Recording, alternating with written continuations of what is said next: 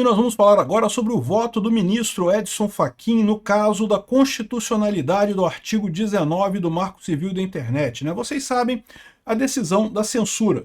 O STF está votando basicamente para trazer de volta a censura aqui no Brasil. E foi um voto surpreendente, ele votou pela constitucionalidade, ou seja, ele votou contra a censura.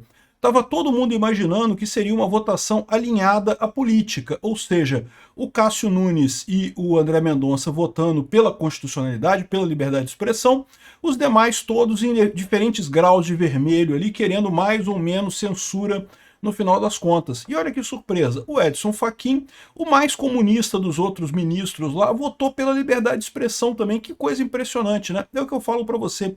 A raiva com o bolsonarismo, com as redes sociais, é muito maior entre o pessoal da centro-esquerda, PSDB, PSD, essa turminha ali, do que com a extrema-esquerda no final das contas. A extrema-esquerda também está no lado da liberdade de expressão no final das contas, né?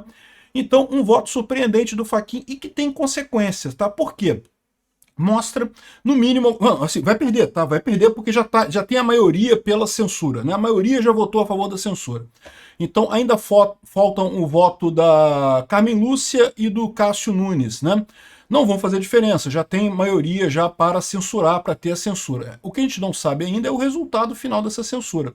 Agora, o voto do Edson Fachin foi um voto muito consciente e mostra uma coisa importante. Primeira coisa, que aquela união que tinha ali dos ministros já está quebrando. Por que está quebrando? Porque o Alexandre de Moraes tem feito tanta merda nessa história que o pessoal já está meio que sem saber se vai seguir mesmo esse caminho. Já está o pessoal procurando se salvar nessa história toda, né? Eu não duvido nada que o Fachin, que nunca foi muito próximo do Alexandre de Moraes, exatamente porque o Alexandre de Moraes é do PSDB, é da centro-esquerda, e o Fachin é da extrema-esquerda, eles nunca foram muito próximos, ele não comprou essa briga do Alexandre de Moraes, né? E no final das contas, o outro motivo para isso é justamente que esse caso é um caso absurdo. O que o Fachin votou aqui é o correto. O que ele fala é o seguinte: todo mundo está injuriado com as redes sociais, acha que tem muito ataque, tem muita coisa, e é verdade. O problema é que não se resolve isso com regras absurdas que levam à censura.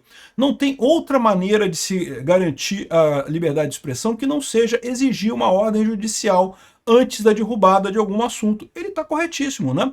Porque qualquer coisa diferente disso implicaria em criar um órgão qualquer que vai dizer o que é certo e o que é errado, e isso, em última análise, vai invariavelmente, todas as vezes que isso aconteceu na história, acabou sendo usado pelo governo para calar a oposição. Essa notícia foi sugerida por Carteiro, que extraviou a minuta do golpe, o único youtuber que para o intervalo, e os caras continuam vindo aqui ver meus vídeos, porque continua vendo, né? Senão não estava comentando no meu vídeo aqui, e várias outras pessoas. Obrigado aí ao pessoal que sugeriu notícias lá no nosso site, no visãolibertaria.com, e obrigado a você que está assistindo o nosso vídeo. Se você gosta do nosso conteúdo, por favor, deixa o seu like, se inscreva aqui no canal após o nosso intervalo. Bom, então vocês sabem, né, o contexto dessa coisa toda, né? O pessoal do PT, a esquerda, está querendo censurar as redes sociais.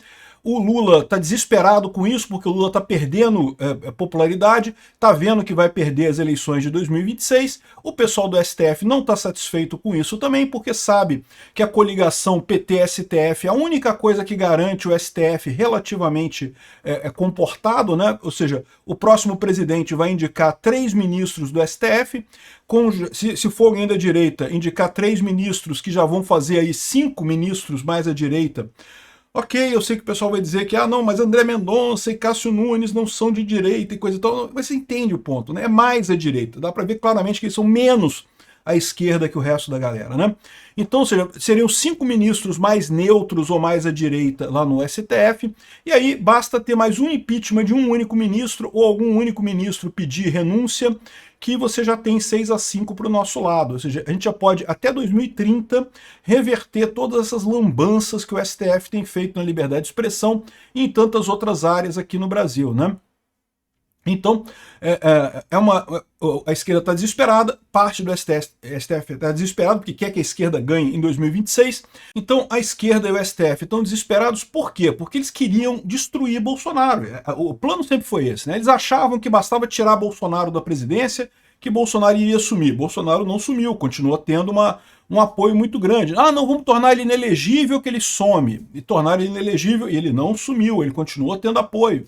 Não, vamos acusar ele de um monte de coisa, importunação da baleia e não sei o que lá, um monte de coisa, joias e Não sumiu, não, continua não sumindo, né? Ah, não, vamos dizer que ele fez um golpe. Não, porque golpista, vamos prender o cara.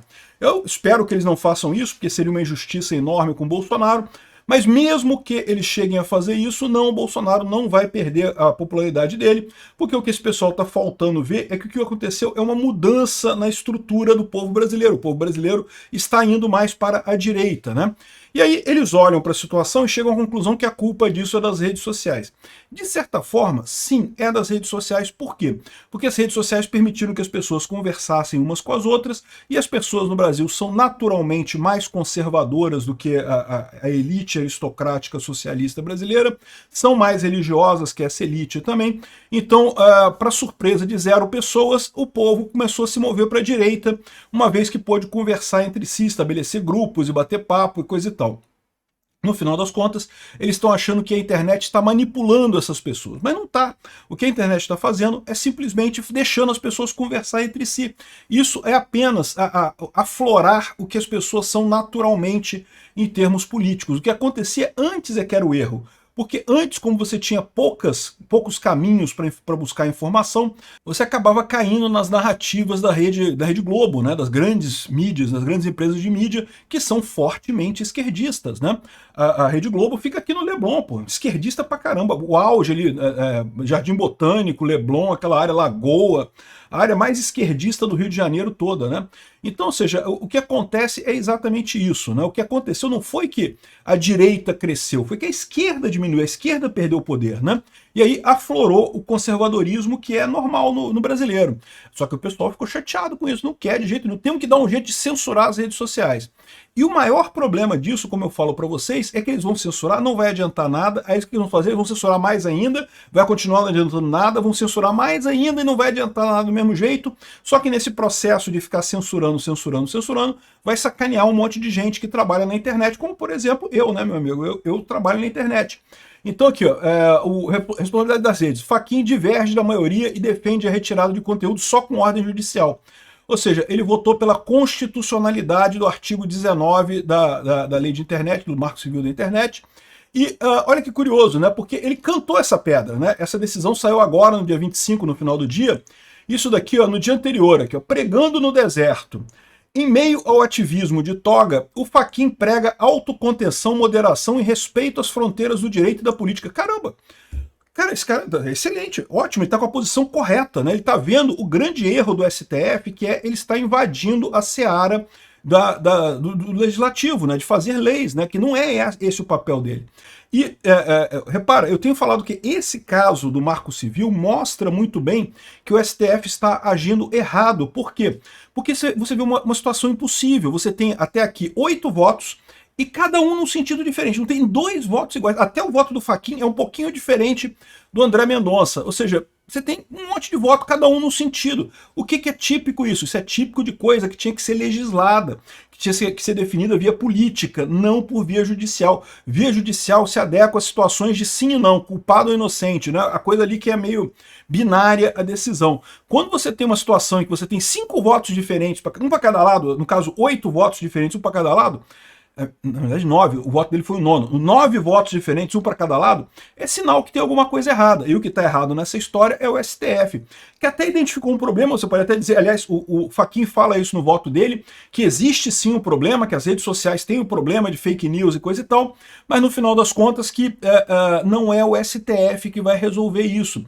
E se assodar, entender que não, que nós temos que resolver, porque é um problema urgente, não sei o que lá, só vai resultar em mais tragédia, porque você vai acabar tendo uma decisão que vai prejudicar todo mundo sem resolver problema nenhum no final das contas, né?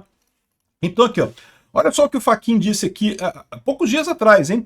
Não nos é legítimo invadir a seara do legislador. Ao direito o que é do direito, à política o que é da política. Pô, muito bem dito pelo Fachin. Por mais que seja um comunista, tá com a cabeça no lugar, tá com um ponto preciso aqui. É isso que tem que acontecer. o ministro reafirmou os fundamentos de uma magistratura republicana e deixou clara a sua disposição de nadar contra a corrente dominante entre seus pares. E foi isso que aconteceu na hora de votar na questão do Marco Civil da Internet. Ele disse aqui, ó, a necessidade de ordem judicial para remover conteúdo gerado por terceiros parece-me a única forma constitucionalmente adequada de compatibilizar a liberdade de expressão com o regime de responsabilidade ulterior. A Carmen Lúcia votou depois e acompanhou a maioria também, nenhuma suspeita. Falta agora só o Cássio Nunes votar. Ele provavelmente vai pedir vista desse voto, né? Vai demorar um pouco para votar, né? Então, ele divergiu e teve problema, tá? O pessoal colocou um voto que contrariou a maioria já formada do Supremo. Fachin posicionou-se ao lado do André Mendonça e possivelmente do Cássio Nunes também, né? Pela tese que as plataformas só devem ser responsabilizadas por conteúdos ilegais se descumprirem ordem judicial prévia, o que é absolutamente correto. Você pode até entender, como o pessoal falou, não, se for um crime, né, terrorismo, não sei o que lá, ok, né?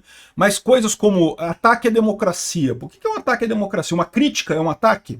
Né? Fica um negócio extremo, né? Aqui, ó, os remédios para os males da democracia devem ser encontrados dentro da caixa de ferramentas da própria democracia. Olha o que eu venho falando para vocês. Qualquer um que se diga ou que se coloque como salvador da democracia e para isso comece a deturpar as regras da democracia, o juiz natural, o devido processo legal, essas coisas todas, esse cara é automaticamente um ditador. Ou a democracia sobrevive com as próprias regras dela, com a própria força dela, ou ela já morreu, ela já não existe. Né? E o Fachin está falando aqui abertamente isso daí, né?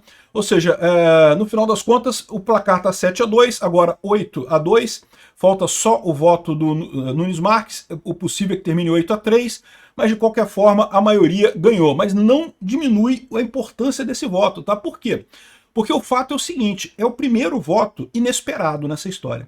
Porque, vamos combinar, o André Mendonça e o Cássio Nunes, o pessoal já esperava que eles iriam divergir. Os outros ministros todos acompanharam direitinho lá, pianinho, ao receituário da esquerda. O Fachin botou o pezinho para fora ali e falou, olha, eu não vou entrar nessa brincadeira não. Não sei se ele está com medo também de não poder mais ver o Mickey, né, ver a Disney, porque lembra, né? O processo lá nos Estados Unidos é justamente contra juízes ou pessoas, de forma geral, que vão contra a liberdade de expressão e as empresas americanas, né? Talvez o Fachin goste muito do Mickey, né? E não está querendo ficar por fora disso daí. É uma possibilidade também.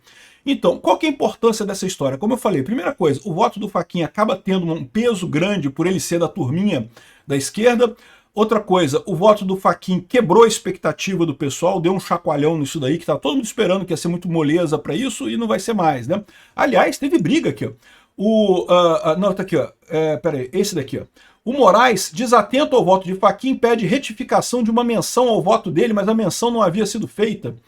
Ou seja, o Alexandre Moraes ficou até desorteado. Não pode, que negócio é esse? Ou seja, tá mostrando um racha, né? Tá rachando o STF. Que eu tô vendo que já há algum tempo que a gente tem notado esse tipo de discordância no STF. Isso não era comum. Durante o governo Bolsonaro, o STF estava uníssono. Não tinha uma vozinha, um pio fora do padrão lá esquerdista contrário ao Bolsonaro, né? Então isso aqui é importante por isso. E por que é importante também na questão do voto? Porque lembra que a gente vai ter, no final das contas, 11 votos diferentes. Cada voto num sentido diferente. E aí, como é que vai ser a decisão final disso, né? Porque se fosse no parlamento, você tem mecanismos para fazer isso. Você faria um substitutivo, votaria o substitutivo e não sei o que lá. Né? Mas no judiciário não tem isso, porque o judiciário não foi feito para regular as coisas. O judiciário foi feito para decidir, não para regular, né? Então, ou seja, o voto dele pode acabar tendo um peso na hora de definir qual vai ser o resultado final dessa história toda, né? Temos que ver agora qual vai ser esse voto final, que vai ser... o Cássio Nunes deve pedir vista, o Barroso falou que vai estruturar, vai nesse meio tempo negociar e tentar estruturar um voto, falou que vai fazer um almoço com a galera para bater um papo, né, e decidir como é que vai ser a coisa, e vai estruturar esse voto. Mas seja lá qual for esse voto final, é uma coisa absurda, porque não tem a publicidade, não tem o debate, foge do interesse público brasileiro, é mais um absurdo que o STF está fazendo. Parabéns ao Fachin pelo posicionamento, é o posicionamento correto. Infelizmente, esse STF que está aí está impraticável no final das contas.